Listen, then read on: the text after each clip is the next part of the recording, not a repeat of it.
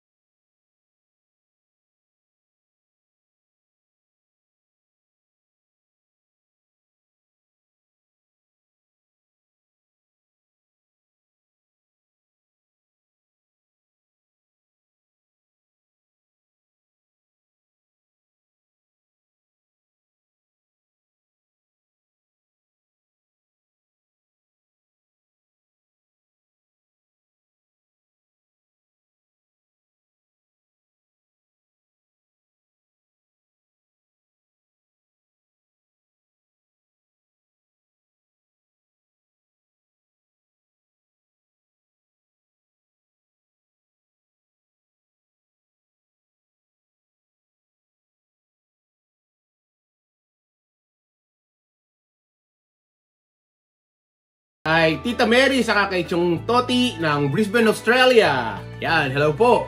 Kay Isa Samulde, kay Lady Jean Lamprea, kay Holly Brigoli, Joy Brillo, Queenie Caligdong, saka sa Santo Niño National High School Batch 2003. Sa Armenio and Pigao family, kay Mami, Mama, Tita, at saka kay Engineer. Kay Reynaldo Sanico, at saka kay Leia and their kids. Kay Megan, Nilo, Eric, at kay Jay. Ayan, thank you very much din sa inyong panonood dyan sa Australia. Kay Ruby and Taki Tantong. Kay Elspray Botalidban. Ayan. Tapos, kay Erika Sangiban. Ayan, ang dami nating shoutout for today. So, lagi niyong tatandaan, stay lang tayo sa loob ng bahay dahil ang COVID hanggang ngayon meron pa rin sa labas. So mag-iingat pa rin tayo pag lalabas tayo, sasakay tayo ng jeep, papasok sa eskwela, sa opisina o kahit saan, sa store. Mag-iingat po tayo, lagi po nating pag-iingatan ang ating mga sarili. Saka alam nyo na, ang hirap ng buhay ngayon, kaya mag-iingat tayong lahat. Ha? Ito nga pala inyong kaibigan, kabarkada, katropa, kapamilya at kapuso. Siyempre, kaberks. Yan, si Chris Cusinero. Mag-ingat po tayong lahat. Bye-bye! Yan, gagawa tayo ng puto. So, samahan nyo ako at magluto kung kayo'y may mga